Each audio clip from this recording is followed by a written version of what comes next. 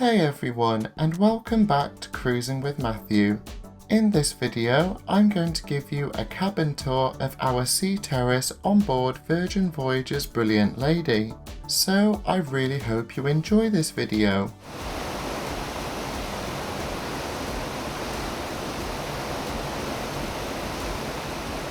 Before I start, I just want to mention that I was invited by Virgin Voyages to stay overnight on board Brilliant Lady in August 2025. Therefore, you'll see a paid promotion flag in this video as well as a hashtag ad in the title. However, you'll still get my usual honest opinion about what I enjoyed and what can be improved. So without further ado, let's get on with the video. During our overnight stay, we were allocated cabin 14102A, a standard Sea Terrace onboard Brilliant Lady, located on the highest deck with cabins near the aft of the ship. Walking inside, you'll find a small hallway area, which is where you'll find most of the storage space in this cabin. Here you'll find a wardrobe with a good amount of hanging space. Above, there's a large shelf should you need to store any bulky items. Off to one side, there's also a separate unit offering some additional shelves with these large baskets in if required. A nice touch is the fact that there's a heavy fabric curtain which you can use to cover up the wardrobe area. Adjacent there's a tall shelving unit which opens up to reveal a full-length mirror as well as the cabin's life jackets. Lower down you'll find several large shelves as well as the cabin safe should you wish to store any valuables during your trip. This is also where you'll find a hairdryer. Below you'll find some slim drawers as well as a larger cubbyhole at the very bottom of the unit if required. Nearby you'll find the bathroom, and whilst it isn't exactly massive, it felt really modern. A great touch is the large mirror which brightens up the space and helps make the bathroom feel far larger than it is. The sink area offers a decent amount of space and includes places to store your toothbrush and things like that. There is a large shelf underneath the sink itself, which is a good spot to store bulkier toiletries or wash bags. The best bit of this bathroom for me though was the fact that it had a large shower with a glass shower screen, which is a massive plus for me. Inside you get a waterfall shower head which was really powerful, as well as a handheld shower head which you can use if you don't want to get your hair wet. You'll also find complimentary bottles of hair and body wash as well as some conditioner, and these all smelt really nice. Leaving the bathroom and stepping into the main area of the cabin, you'll find a queen size bed which we thought was super comfortable during our short stay. Now this bed can be converted into a sofa if you fancy it, although we didn't take advantage of this ourselves. However, I have included some renderings by Virgin to give you an idea as to what it would look like.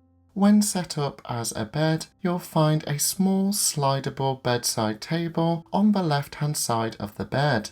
Nearby, there's an American plug socket as well as two USB ports should you want to charge your devices overnight. On the right-hand side of the bed, you have this large curved bedside table, but I imagine this could also act as a little side table should the bed be arranged into its sofa configuration.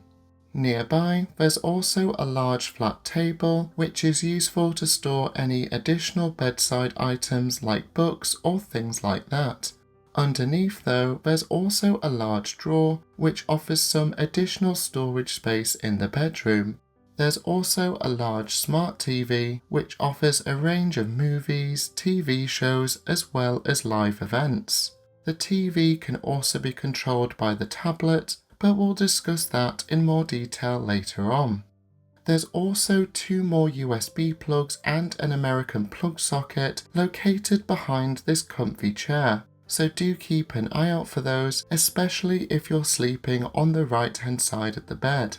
On the opposite side of the cabin, you'll find a small vanity desk giving you some space to get ready, helped by this rather jazzy mirror.